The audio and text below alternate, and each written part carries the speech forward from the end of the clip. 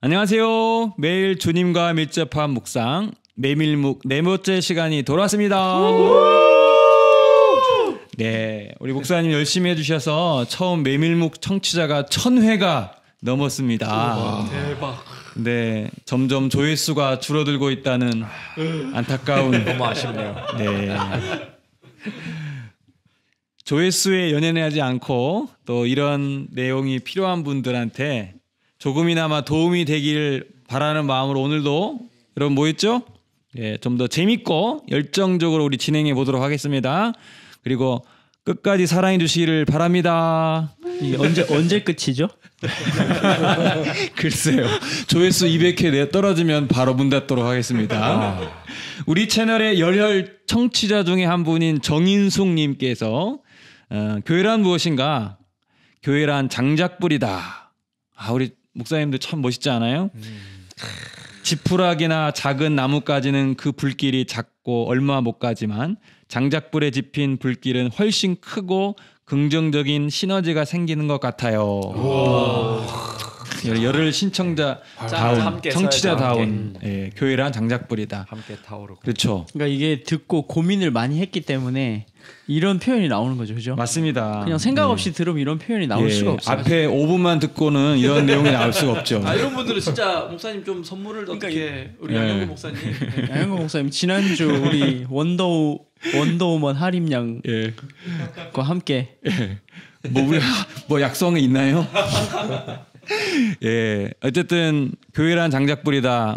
우리가 오프라인에서 모이지 못하지만 이렇게 온라인으로 뜨겁게 타오르는 시간이 되면 좋을 것 같습니다. 오늘도 말씀을 한 구절 읽고 시작할까요? 우리 김목효 목사님 읽어주세요. 예, 시편 119편 105절에서 107절 말씀입니다. 주의 말씀은 내 발의 등이요 내 길의 빛이니이다. 주의 의로운 규례들을 지키기로 맹세하고 굳게 정하셨나이다. 나의 고난이 매우 심하오니 여호와여 주의 말씀대로 나를 살아나게 하소서. 아멘. 예, 오늘 주제는 바로 성경입니다. 성경. 우리 목사님들 어떻게 보면 할 말이 너무 많을 수도 있을 것 같고 어떻게 보면 너무 좀 평범한 주제라 생각할 수 있겠지만 목사님들 성경 묵상 하시죠? 네. 네. 거의 네. 하루 종일 하죠. 하루 종일. 하루 종일. 매주 이런 컨셉이에요. 예, 다른 분들을 좀 낮추고 본인이 올라가는 듯한. 네, 말씀이 목사님들의 삶을 변화시킨 경험이 있다면 뭐 이런 것들을 좀 나눠도 좋을 것 같아요. 예, 내 마음에 심겨진 말씀, 어떻게 나를 변화시켰는가. 한번 김목효 목사님 말씀 나온 김에 제일 많이 변화됐을 것 같은데. 네. 이거를 단기간에 보면은 이게 쉽지가 않은 것 같고 이게 차츰차츰 내가 말씀을 통해서 어떻게 돌아왔나, 어떻게 변해왔나 생각을 해보면은 이게 좀 많은 격차가 보이는 것 같아요. 이전에 내가 말씀을 묵상했던 해석 방법부터 내가 아는 하나님부터 나의 삶의 실천까지 이전에는 전 정말 개인주의적인 사람이거든요. 네. 예, 그 개인주의를 뚫고 다른 사람들에게 다가가는 것을 말씀을 통해서 아주 유명한 말씀 내 이웃을 내 몸과 같이 사랑하라. 이 정말 어려운 말씀인데 사랑한다는 것에 대해서 많이 고민하고 관심을 갖는다는 것에 대해서 많이 고민하고 그것을 실천하는 부분에 있어서 예전에 몇 년 전, 10년 전에 비해서 지금은 그래도 자화자찬일 수 있지만 용됐다고는 말할 수 없고 네. 실제로 우리 이무기 정도 김목효 목사님이 요리를 잘하셔서 요리를 통해 또 우리 교육자들과 또 이웃을 섬겨주시는데 말씀을 통해서 이전에는 주여 이기적인 요리사였으나 너무 찔려요. 말씀을 통해 요리를 한 거고요. 그렇죠. 그래서 말씀을 우리 비유적으로 말할 때 이제 말씀을 먹으라고 하잖아요. 맛보라. 진짜 좀 그런 것 같은데 김영중 목사님도 말씀이 많이 그 삶을 변화시켰을 것 같아요. 네, 사실 그 강팍한 삶, 그러니까 사람들한테 아무래도 쌍둥이다 보니까 좀 비교를 많이 당했었어요. 그래서 비교를 당하다 보니까 사람들한테 상처를 많이 받았었고 그러다 보니까 사람들이 미웠었는데 사실 저도 이제 말씀 묵상하던 그 말씀들 중에 이제 요한일서 4장 16절 이제 우리가 하나님이 우리를 사랑하시는 사랑을 우리가 알고 믿었노니 하나님은 사랑이시라 사랑 안에 거하는 자는 하나님 안에 거하고 하나님도 그의 안에 거하시느니라라는 말씀을 그때 묵상하면서 내가 이 사람과 사랑을 하면서 하나님을 더 가까이 이렇게 느끼고 해야겠구나라는 이제 그 말씀들을 받아들이고 그때부터 이제 미워했던 사람들, 증오했던 사람들한테 좀 더 가까이 갈 수 있었던 계기가 됐던 것 같아요. 말씀을 통해서. 네, 말씀을 통해서. 네. 계속해서 근데 현실적으로 요즘 신앙인들에게 성경에 대한 경외심이 과거에 비하면 조금 좀 부족한 모습들이 있는 게 사실인 것 같아요. 예. 뭐 여러 가지가 있죠. 성경책을 과거에는 진짜 뭐 정말 함부로 하진 않았던 것 같아요. 물론 성경책이 그 하나님 말씀이 담겨 있는 뭐 그 책 자체 어떤 미신적이 있는 건 아닌데 우리가 라면 끓여 먹을 때 거기 얹어 놓는다는지 진짜요? 그렇게 하는 사람 있어요. 진짜 이럴 수가. 제가 그랬다는 건 아니고 그 점에서 신앙인에게 성경이 왜 중요한가요? 너무 좀 본질적인 질문일 수도 있는데 한번 이 질문 한번 나눠보면 좋을 것 같아요. 신앙인에게 성경은 왜 중요합니까, 목사님들? 신앙인이라는 건 이제 뭘 믿는다는 거잖아요. 그러니까 신앙인은 삼일체 하나님을 믿는 것인데 그 하나님을 정말 정확하고 선명하게 보여주는 계시 그게 하나님의 말씀이니까 그러니 우리는 주님을 주인이라 믿고 따라가는 사람이기에 당연히 말씀은 중요하겠죠. 예. 근데 타 종교에도 경전은 다 있잖아요. 근데 다른 종교에 비해서 유달리 기독교가 성경을 귀하게 생각하고 또 암송도 하고 우리가 뭐 성경 퀴즈도 하고 막 그렇잖아요. 뭐 타 종교에서 경전을 이렇게까지 하는 종교가 또 있나 싶어요. 저는 개인적으로 생각할 때 어때요? 어려운 얘기 잠깐 하면 하지 마세요. 바르트라는 신학자가 말씀을 세 가지로 나눠서 얘기를 했는데 예수 그리스도께서 말씀이시다. 참 말씀이시다. 그 예수 그리스도를 성경이 증거를 하므로 성경 또한 계시된 말씀이다. 그 계시된 말씀을 가지고 설교자가 말씀 선포를 함으로 선포된 말씀이 있다. 이렇게 세 가지를 나누고 있는데 성경이 신앙인에게 중요한 이유는 우리가 믿는 신앙의 대상이 예수 그리스도시기 때문에 그 예수 그리스도를 믿는 우리에게 있어서 예수 그리스도를 계시를 하는 예수 그리스도를 담아내는 증거하는 말씀이 가장 중요한 거죠. 네. 우리의 정체성, 근본 그 자체이니까.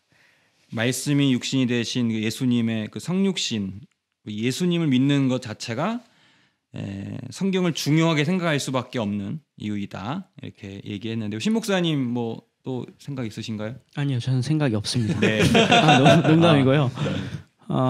성경을 이제 좀 중요시 여기는 게 뭐 일단은 계시의 종교죠. 네. 그러니까 하나님의 말씀을 통해서 하나님을 계시한다라는 건 성경에 있는 거고, 저도 뭐 이렇게 신학교 다니면서 우리 목사님들도 다 공부를 하고 여러 가지 뭐 학문적으로 접근을 해보고 또 말씀 묵상을 해봐도 저 제 개인 경험상 말씀을 보고 또 공부를 하면 할수록 이 내용과 또 뭐 이렇게 이 말씀이 만들어지기까지 또 우리에게 전해주기까지 모든 과정을 볼 때 야 이거 하나님의 말씀이다. 하나님께서 주신 것이다라고 점점 확신하게 되는 게 있더라고요. 저는 개인적으로.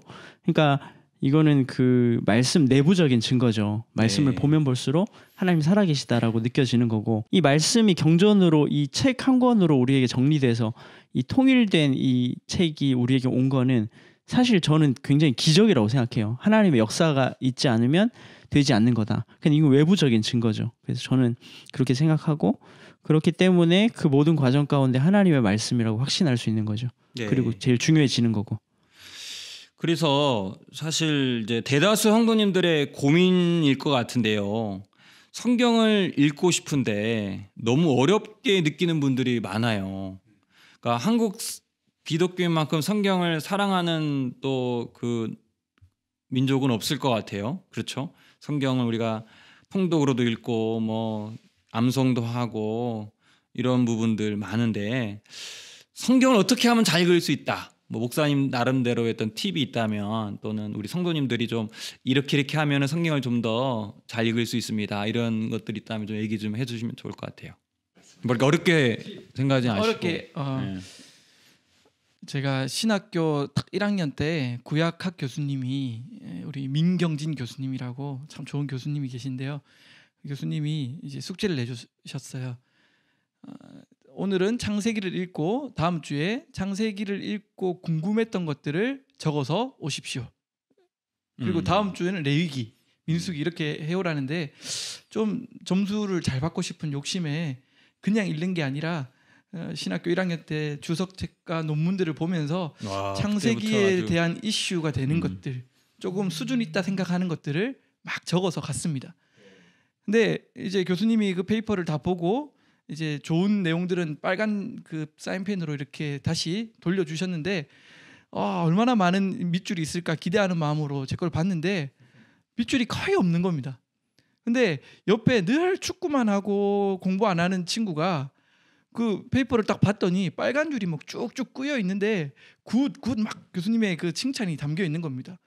도대체 뭐라고 적었을까 궁금해서 봤는데 진짜 말도 안 되는 이야기들을 적어놨더라고요. 만나와 메추라기가 떨어지면 하늘에서 떨어지는 그 무게에 의해서 맞아 죽은 사람은 없을까? 뭐 말도 안 되는 이야기들인데 교수님이 굿 하는 거예요. 근데 제가 그 숙제를 하면서 그 수업을 들으면서 느꼈던 게 교수님이 뭘 의도하는지 알겠더라고요. 성경을 당연하게 아는 척 읽지 말고 질문하고 읽어라.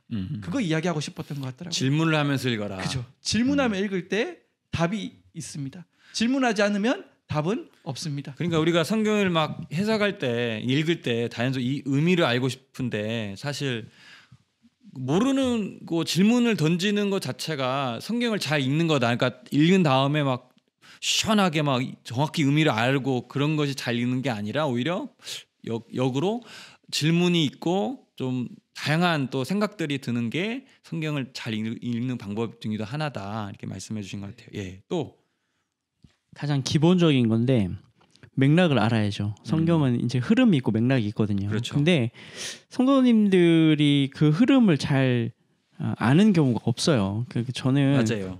원론적으로 그냥 좀 그 성경의 흐름을 아는 시간들을 가져야 돼요. 그리고 나서 읽어야 되는데 그냥 그런 시간들을 투자하지 않고 그냥 내가 물론 이제 한 장 한 장 묵상하는 것도 의미가 있지만 그렇게 좀 대략적으로 숲을 보고 나무를 보는 거 저는 필수 과정이라고 생각하고 예. 시간을 좀 투자해 주셨으면 좋겠다. 어떻게 그러면 좀 뭐 어떤 주석 같은 거를 좀 보는 게 좋은가요? 사님들한테 와서 배워야죠. 근데 요즘에는 워낙 인터넷이 발달이 돼서 그렇죠. 예, 조금만 찾아보시면 배경을 또 알 수 있고 또 맞아요. 유튜브로. 예. 그냥 단순히 그냥 막 이렇게 막 넓게 막 이렇게 깊이 들어간다라기보다는 그냥 말 그대로 번역본 여러 가지 펼쳐놓고 이거 보고 저거 보고 이렇게 하면서 이걸 이렇게 이렇게 이런 단어구나. 사실 제가 한문을 잘 모르다 보니까 성경 읽다 보면 이게 뭔 말이지라고 할 때 사실 그런 단어들이 많이 있거든요. 그런데 그럴 때 뭐 우리말 해석이나 뭐 현대어 뭐 그런 성경들 쉬운 성경. 네, 쉬운 성경 다양한 번역본을 그런 거 참고해라. 보면 참 재밌었던 것 같고 또 하나는 연대기 성경이 저는 재밌었어요. 네, 이렇게 다윗이 이런 고난을 받을 때 시편이 거기 안에 쏙 들어가 있으니까 시간의 흐름상으로 나오는. 시간의 흐름상으로 딱 보니까 마치 뮤지컬 보는 것처럼 이때 이런 시가 나오고 이때 이런 장면이 나오는구나 하면서 그렇게 보니까 좀 재밌었던 것 같아요 그때. 네. 저도 아주 유명한 예화 하나. 네. 그 한 사랑하는 상사병을 가진 젊은이가 있었어요. 이 젊은이가 자신의 여자친구로부터 첫 번째 편지를 받았다고 해요. 이 편지를 읽으면서 이 젊은이는 이 편지에 들어가 있는 단어들의 내용에 있어서 막 어원적인, 사전적인, 막 주석적인 막 관찰을 하는 게 아니라 일단 사랑하는 마음을 가지고 읽었어요. 읽었는데 첫 번째 등장하는 단어가 사랑하는 존에게라는 단어였어요. 이 사랑하는 존에게라는 단어를 읽은 이 젊은이는 사랑하는 왜 가장 사랑하는은 아닐까? 왜 다른 사람에게 혹시 사랑하는이라고 하지 않는 건 아닐까? 하는 건 아닐까? 이런 식으로 질문을 하기 시작하죠. 그런데 이 젊은이의 이제 이 질문은 이 편지의 모든 내용들을 끝까지 쭉 훑어 나갈 때 사랑하는에 대한 의미를 정확하게 알 수 있는 거죠. 이 예화에서 알 수 있는 거는 이 젊은이는 사랑하는 마음을 갖고 이 편지를 읽었다. 예, 성경을 읽을 때 가장 중요한 해석의 원칙은 당연히 예수 그리스도인데 그 예수 그리스도를 사랑하는 마음. 예, 그리고 단어 하나에 얽매이는 게 아니라 아까 심영현 목사님 말씀하셨던 것처럼 맥락을 알고 맥락을 보면서 읽는 것. 이 젊은이가 편지를 단지 한 번만 읽은 게 아니라 사랑하는 사람에게 우로부터 왔으니까 네. 여러 번을 아주 면밀히 관찰한 거죠. 네. 예, 성경을 이렇게 읽어야 되지 않을까. 그러니까 뭐 어떤 글이든 그 의도와 목적이 있는 것처럼 성경의 의도와 목적은 하나님의 백성을 구원하시는 그 구원 사건인데 그걸 진짜 믿으면서 그 하나님을 사랑하면서 읽을 때 성경을 제대로 이해할 수 있고 그리고 목사님 말씀처럼 뭐 성경이 어렵다 저렇다 하는데 사실은 성경을 일단은 좀 읽어야 돼요. 안 읽는 게 제일 문제인 것 같아요.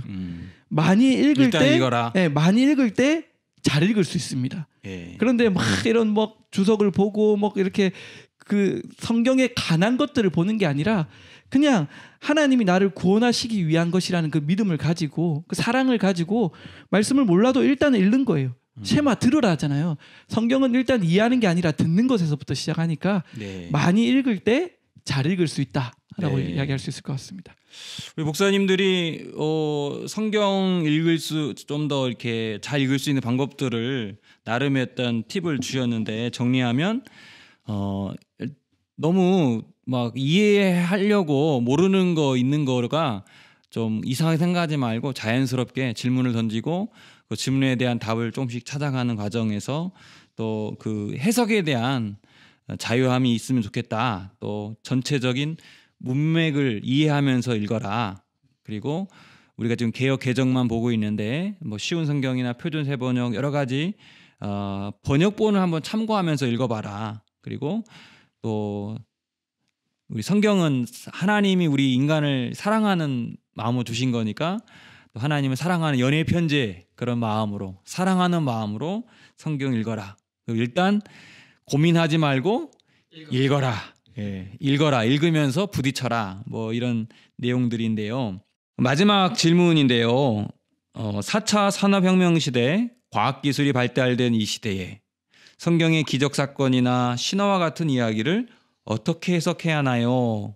라는 질문을 갖고 있는 분들도 있을 것 같아요. 뭐 많지는 않지만 특별히 젊은 분들은 사실 합리적인 사고를 많이 갖고 있기 때문에 성경의 기적을 어디까지 믿어야 하고 또 어떻게 생각해야 하는가 이런 질문에 대해서 한번 목사님들 개인적인 생각을 좀 말씀해 주시겠습니까? 질문에 대한 해결은 결국 예수 그리스도의 십자가 사건을 믿는가 안 믿는가 사순절인데 이게 20세기의 결론이었던 것 같아요. 오늘날 4차 산업혁명 시대라는 질문에 대한 전제가 붙었잖아요. 네. 4차 산업혁명 시대에 인간이 기계를 어떻게 이길 수가 있는가? 인간이 기계와 다른 것은 무엇인가? 라고 했을 때 한 분이 그랬어요. 그것은 사랑이다. 네. 알파고는 이세돌의 이제 예화인데요. 이세돌이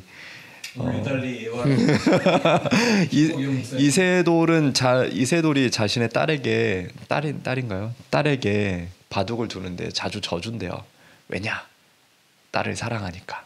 근데 알파고는 일단 딸이 없고요. 사랑하는 것을 잘 몰라요. 예, 져주면 져주는 거지 사랑이 무엇이냐 그런 거죠. 인간이 기계보다 나은 것은 사랑이다. 4차 산업혁명 시기에 우리가 성경을 어떻게 해석을 할 수 있는가? 이 신화와 같은 기적에 대한 이야기를 어떻게 해석을 할 수가 있는가? 단지 역사적인 것만 다 놓고 역사적인 것이면 맞는 이야기고 역사적인 것이 아니면은 아닌 이야기고 이렇게 놓고 무 자르듯이 자르는 게 아니라 이 성경을 내가 사랑하는 말씀으로 대하고 있는가 이것인 것 같습니다. 사랑, 이 성경의 기적 사건과 신화 같은 이야기를 오늘날 이 과학 기술이나 고도로 발달된 이 시대 가운데서 합리성을 초월하는 신적인 사랑과 예수 그리스도의 희생적인 사랑 이걸로 네. 초점을 맞춰서 다른 말로 해보면은 결국 말씀을 사랑한다는 것은 말씀을 살아낸다는 것이죠. 네. 예, 삶에서 내가 이 말씀을 살아냄으로 증거가 되는 것. 예, 다시 20세기로 돌아가면 십자가를 불트만이 했던 이야기인데요. 십자가를 믿는다는 것은 신화와 같은 그러한 이야기의 역사적인 사건을 외부적인 요인으로 믿는 것이 아니라 그 십자가를 내가 가진다는 것을 의미를 한다.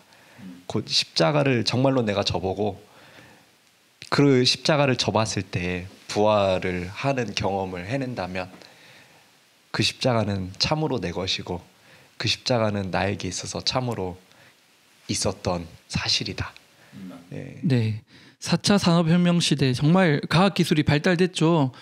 사람이 달나라에 간다는 거 진짜 상상할 수 없는 일인 것 같아요. 그런데 이 코로나19 한번 보세요. 이 코로나 이 바이러스 하나를 못 잡아서 전 세계가 네, 이렇게 떨고 있는 걸 볼 때 과학이 그렇게 완벽한가? 또 우리 또 질문할 수 있게 되는 것 같아요.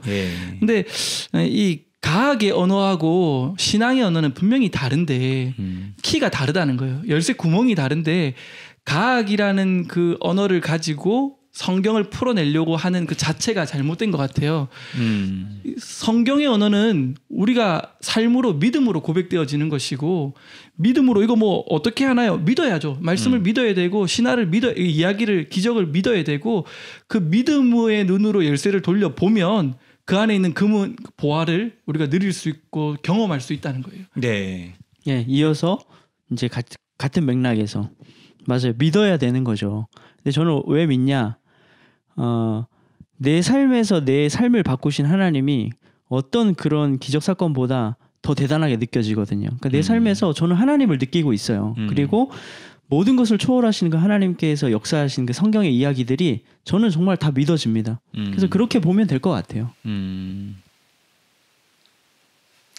저도 과학은 우리의 삶을 편리하게는 하지만 우리의 삶을 변화시키지는 못한다고 생각을 해요. 과학을 믿는다면 당연히 믿음의 대상이라고 볼 수 있을지는 잘 모르겠지만 과학을 믿는다면 우리의 삶의 질은 조금 더 나아지겠죠. 하지만 과학을 통해서 우리가 무언가를 사랑한다, 우리의 삶이 좀 더 올바르게 되고 좀 더 구원을 경험할 수가 있다라고는 생각할 수가 없을 것 같아요. 네. 이 시대가 사실 우리도 모르게 과학 만능주의 거의 종교와 같은 지금 역할을 하고 있는 것 같아요. 그런데 따지고 보면 과학이 아까 최기현 목사님 말씀드렸다시피 그 바이러스 하나도 제대로 지금 잡지 못하는 그 상황 가운데 얼마나 우리 인간이 무력함, 연약함을 느끼게 되죠. 그 점에서 아무리 시대가 발달을 해도 이 초월적이고 보이지 않는 하나님의 역사, 기적 또 그런 이야기들이 우리의 삶에 또 변화를 일으키고 또 우리의 삶을 새롭게 바꾸는 그런 역사가 있다. 이러한 믿음이 더욱 필요한 것 같습니다. 네가 개맛을 알아? 그런 거지. 그러니까 우리 삶에서 체험된 그 하나님이 성경을 제대로 보게 하는 것 같아요. 믿음의 눈으로 보게 하는 것 같아요. 네. 예, 오늘 목사님들하고 어떻게 하면 성경을 잘 읽을 수 있을까? 또 성경에 나타난 여러 가지 기적 같은 이야기들을 어떻게 해석을 해야 하는가? 이런 질문들을 나누면서 답을 찾아봤는데요. 그럼 마지막으로 목사님들 성경이란 무엇이라고 생각하는지 성경이란 땡땡땡이다. 이거 한번 나눠보고 마치도록 하겠습니다. 성경이란 달을 가리키는 손가락이다. 아, 저번 주에 이어서 두 번째 다 할 이야기네요. 달은 여기에서 달은 예수 그리스도를 의미를 하고 손가락은 성경을 의미를 하고 예수 그리스도를 증거하는 하나님의 말씀이다. 그러면 저도 지난주에 이어서 저는 교회를 사랑합니다. 우리 아쿠아를 사랑하고 그래서 마중물 아쿠아도 이야기를 했었고 이번에 성경은 또 우리 아쿠아 이름 중에 하나 나침판이다. 성경은 나침판이다. 오늘날처럼 혼란스러운 시대에 내가 누구인지 모르고 내 정체성을 잃어버리고 살아가기 너무 쉬운 이 시대 가운데 하나님의 말씀이 빛이 되어서 내가 어떻게 나아가야 되는지를 보여주는 성경은 나침판이다. 네. 김영준 목사님 생각 많이 하시는 것 같은데. 저는 혼인신고서 이걸 딱 받았을 때 그 앞뒤 과정, 그러니까 사랑한다라는 걸 믿으면 열어볼 수 있고 적어볼 수 있고 적용시킬 수 있는데 그게 전혀 아니면 이거는 그냥 종일 뿐이고 남의 것이 될 수도 있는 혼인신고서. 네. 저는 성경은 알파와 오메가다. 뭐 우리 주님이 알파와 오메가지만 저는 성경이 모든 거라고 생각해요. 그러니까 구원의 원리도 들어가 있고 우리의 삶의 지침도 들어가 있고 성경이 없었으면 내가 오늘 어떻게 살아갈 수 있을까 이런 생각 많이 하거든요. 진짜 전부인 것 같아요. 성경은 전부다. 그만큼 모든 거를 다 걸어야 되는 책이죠. 저는 성경이란 준비한 게 또 있었는데 오늘 김목유 목사님 말씀 들으면 성경이란 러브레터라. 러브레터. 사랑의 편지. 하나님을 사랑해야만 읽을 수 있고 분명한 뜻을 알 수 있는 성경이란 사랑의 편지다. 이렇게 정리해봤습니다. 오늘 목사님들 또 참 좋은 말씀 해주셨는데 마지막으로 오늘 준비한 찬양 우리 부르고 마치도록 하겠습니다.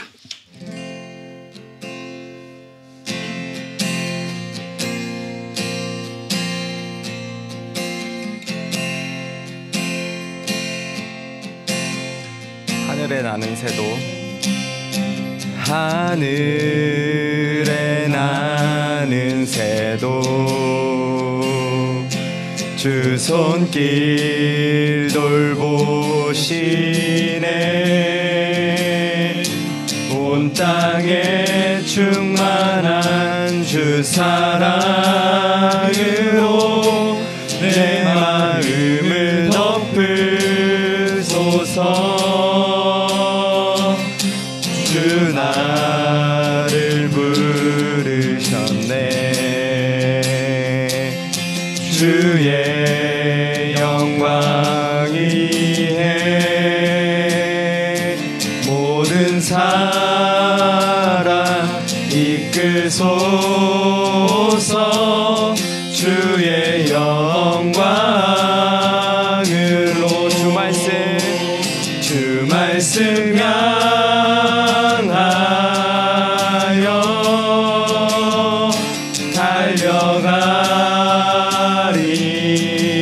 달려가리라 힘도 아닌 능도 아닌 오직 성령으로 주 얼굴 향하여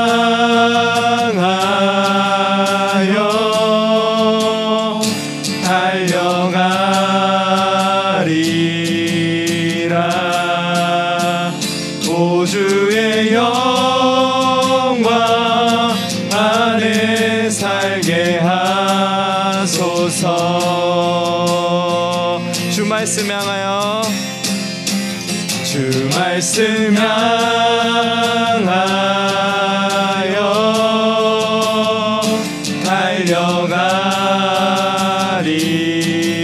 달려가리라 힘도 아닌 능도 아닌 오직 성령으로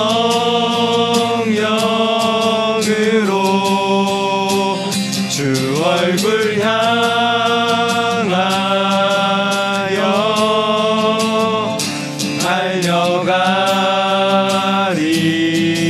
달려가리라 오주의 영광 안에